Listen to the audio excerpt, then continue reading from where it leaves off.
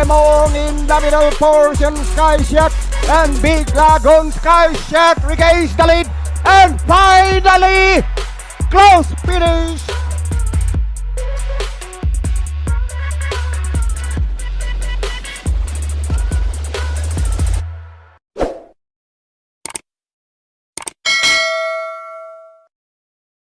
Good day bayang karerista, welcome back sa ating channel dito sa Karera sa Pinas.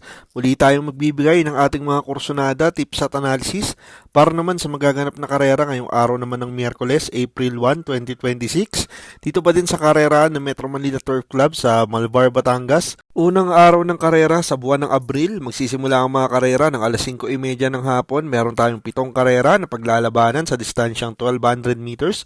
Meron tayong isang set ng winner take all, isang set ng pick 6, isang set ng pick 5, isang set ng pick 4 at syempre nandiyan yung mga paborito nating exotics. Kumpara ngayong Martes, tingin ko mas madali ang magiging karera ngayong araw ng Miyerkules. Madami akong nakikitang angat or lutang sa laban pero wag tayong papakasiguro. Ganito yung mga nakakabulag kasi tiyak na pag may isang nakasilat na dihado, sigurado maganda na agad dividendo. Kaya wag niyong iwanan yung mga kursonada yung dihado. Yan ang magbibigay sa atin ng maganda-gandang panalo. Makatulong sana tong mga kursonada ko. Wag na nating patagalin pa, simulan na natin bayang karerista. Race number 1, start ng ating winner take all, races 1 to 7, isang 3-year-old and above maiden race, group placers, meron tayong 7 kalahok. Dito single na agad ako, numero 7 si Thunderstorm, gagabay ni RC Tabor. Last March 14 sa PJC, nagtalaya ng 1 minute 26.6 sa 1400 meters kung saan nasegundo siya kay True Dogma. May best time naman siya dito sa Metro Turf sa 1200 meters na 1 minute 15.8. Ito parang hinog na to dito, always in the money itong kabayo na to. Dito baka yung una na to ni Borta, tingin ko ngayon makagraduate na to ng kanyang maiden assignment. Magtitipid na ako dito, single ko na yan, numero 7 Thunderstorm. Good luck bayang karerista. Race number 2, start ng ating pick 6, races 2 to 7, isang Pilracom rating based handicapping system class 5, 17 to 41 split, meron tayong 8 kalahok. First choice ko dito, numero 8 si 7 of Diamonds, gagabay ni JG Serrano. Last March 18 dito sa Metro Turf, nagtalaya ng 1 minute 15.2 sa 1200 meters kung saan nasegundong dikit kay Iceman. Maganda tinakbo nito nung nakaraan, natapalan lang ni Iceman pero ang lakas ng dating nito sa balya. Dito maganda yung numero niya, nasa labas, tingin ko hindi matatraffic magparemate ito, kaya yan ang pang primera ko. Ang panigundo ko naman dito yung numero 3 na si Hot Legs, gagabay ni CV Garganta. Last March 20 dito rin sa Metro Turf, nagtalaya ng 1 minute 16.4 sa 1200 meters kung saan pumang-anim siya kala impressive victory at Blue Thunder. May best time naman yan na 1 minute 15 sa 1200 meters. Ito parang mababa na sa laban to. Hindi lang maganda yung numero, saka maiksi yung karera pero tingin ko kung ilalaban to, malaki ang panalo nito, mababa na talaga sa laban kasi, kaya yan ang panigundo ko. Good luck bayang karerista. Race number 3, start ng ating pick 5, races 3 to 7, isang 3-year-old and above maiden race group placers, meron tayong 7 kalahok. Dito single ulit ako, numero 5 si Edge of Glory, gagabay ni John Alvin Guse. Last March 18 dito sa Metro Turf, nagtalaya ng 1 minute 15.8 sa 1200 meters kung saan nasegundo siya kay Poging Baste. Ito outstanding to nung last run niya pero hindi lumagpas kay Poging Baste. Nag-adjust na yung connections niya, binigay na kay Alvin Guse para sigurado talaga. Tapos sa labas pa yung numero, tingin ko hindi na mahihirapan ipwesto to. Sisingilin ko na yan, numero 5 Edge of Glory. Good luck bayang karerista. Race number 4, start ng ating pick 4, races 4 to 7, isang Pilracom rating based handicapping system class 4, 42 to 56 split, meron tayong 8 kalahok. First choice ko dito, numero 2 na si Vavavoom, gagabay ni John Alvin Guse. Last March 20 dito sa Metro Turf, nagtalaya ng 1 minute 14.6 sa 1200 meters kung saan pumang-apat kila Light from the East at Spellbound. May best time naman yan na 1 minute 13.6 sa 1200 meters. Etong lakas ng binakbakan nito sa unahan nung nakaraan, sadyang di niya kinaya yung Light from the East dito feel ko mas kaya niya yung area ng mga nandito, baka isunod lang ulit to ni Alvin. Baka maka back to back yung connections nito, Mr. Patrick Uy, John Alvin Guse. Kaya dito ako, numero 2 Vavaboom.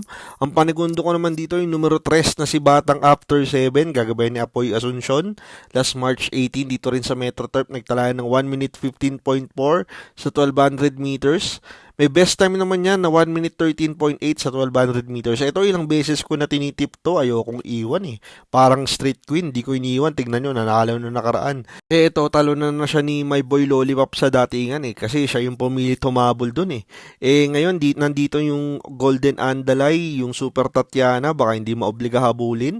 Baka dito makakuha na ng panalo to. Kaya yan ang panigundo ko, numero 3, Batang After 7. Good luck, bayang karerista. Race number 5, last daily double plus 1, isang pinaka-home rating based handicapping system class 5, 17 to 41 split, meron tayong 8 kalahok. First choice ko dito, yung numero 8 si Distant Thunder, kagabay ni JT Zarate. Last March 21 dito sa Metro Turf, nagtalayan ng 1 minute 30.8 sa 1400 meters. Kung saan natersera siya kala Malibu Princess at full combat order. Ito hindi siya nakaporma agad nung nakaraan sa unahan eh. Ang daming mas matuling kasi sa kanya. Dito baka mas maganda lundag, baka maiuna na agad ni Jeff. Parang puro deremate yung mga kalaban niya dito. Tingin ko kung walang gagambala dito, pwedeng bumanderang tapos to. Yan ang pamprimera ko. Ang panigundo ko naman dito yung numero 1 si Blame the Ghost, gagawin ni Patty Dilema. Last March 20, dito rin sa Metro Turf, nagtalayan ng 1 minute 15.4 sa 1200 meters kung saan natersera siya kala Impressive Victory at Blue Thunder. May best time naman niya na 1 minute 14 sa 1200 meters. Ito na obliga si Patty isabay sa unahan eh. Tingin ko yun yung kinatalo. Alam naman natin mas magaling to pag nanggagaling sa likod. Dito baka nakapag-adjust na yung connections nito. Baka isunod lang to. Kung may gagambala dun sa 8, tingin ko ito ang pwedeng tumalo. Hindi ko kursunada yung setting si Isla Puting Bato. Sa tingin ko lang ha. Parang maiksi kasi yung karera sa kanya. Kaya dun ako sa numero 8 at numero 1. Good luck bayang karerista. Race number 6, penultimate race, last daily double for the day, isang pinaka-home rating based handicapping system class 4, 42 to 56 split, meron tayong 8 kalahok. Dito single ulit ako, numero 6 na si Frugality, gagawin ni Christian M. Pilapil. Last run niya, last March 15 sa PGC, nagtala ng 1 minute 22.8 sa 1400 meters kung saan nasegundo siya kay Legitify. May best time naman yan dito sa Metro Turf sa 1200 meters na 1 minute 10.4. Ito always in the money to lately, parang laging nabibitin. At ilang beses na nasegundo yan at hindi din biro yung mga sinigunduan yan. Sila Justifiably So, User at yung huli kay Legitify. Ibang klase din yung huling ginawang preba nito sa kabila, 1.22.8. Para sa akin, medyo angat siya dito. Saka tinalo niya na sayan si Lucky Mama sa datingan eh. Dito baka tutukan niya lang yan si Lucky Mama. Lalabanan ko na ng isahan to. Naiinaman ako ngayon dito. Single ko na yan, numero 6, Frugality. Good luck bayang karerista. Race number 7, last race for the day, isang pinaka-competing based handicapping system class 4, 42 to 56 split, pero tayo ulit 8 kalahok. Dito first choice ko, numero 5 si Beyond Compare, kagabi ni John Alvin Guse. Last March 22, dito sa Metro Turf, nagtalayan ng 1 minute 30.6 sa 1400 meters, kung saan pumanglima siya kila Hakim at Mahusayay. May best time naman niya na 1 minute 13.8 sa 1200 meters. Ito, Cambio Hinete, from Patarguse, binigay na kay Alvin, papanalo din ni Alvin to eh. Bumaba na sa laban to, tingin ko di naman bibigay kay Alvin to kung hindi palaban to. Baka iuna niya na to, tingin ko siya ang horse to beat dito. Numero 5, Beyond Cooper, yan ang pamprimera ko. Ang panigundo ko naman dito, yun na rin yung numero 7 si Wildcat, kagabayan ni RC Baldonido, last March 20. Ito rin sa Metro Turf, nagtalayan ng 1 minute 14.4 sa 1200 meters kung saan nasigundo siya kay Make No Mistake. Ito ilang karera na ring palaban to eh. Noong nakaraan, ang lakas ng dating nito. Sadyang malakas lang yung nakakalaban eh. Dito kung may gagambala kay Beyond Compare or patalo si Beyond Compare, tingin ko ito na din ang maigpit ng kakalaban or tatalo. Kaya yan na din ang kinuha kong panigundo. Pero last race, paratingan, gaya ng lagi nating paalala, mas maganda magdagdag kayo dito. Sama nyo yung mga kursunada nyo dihado kasi yan ang magbibigay sa inyo ng magandang dividendo dito sa huling karera. Good luck bayang karerista.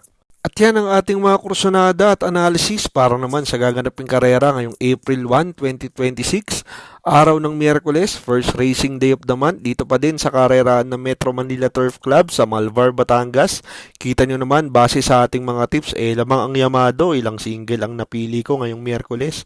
Pero isama nyo pa din yung mga kursonada nyo, gaya nga ng lagi nating pinapaalala. Ito'y sariling aral at kursonada lamang, pagdating sa tayaan, kayo pa din ang masusunod. Maraming salamat sa inyong patuloy na pagsuporta dito sa Karera sa Pinas. Makatulong sana ang ating mga giya at kursonada, magsitama sana kayong lahat. Happy racing at good luck bayang karerista.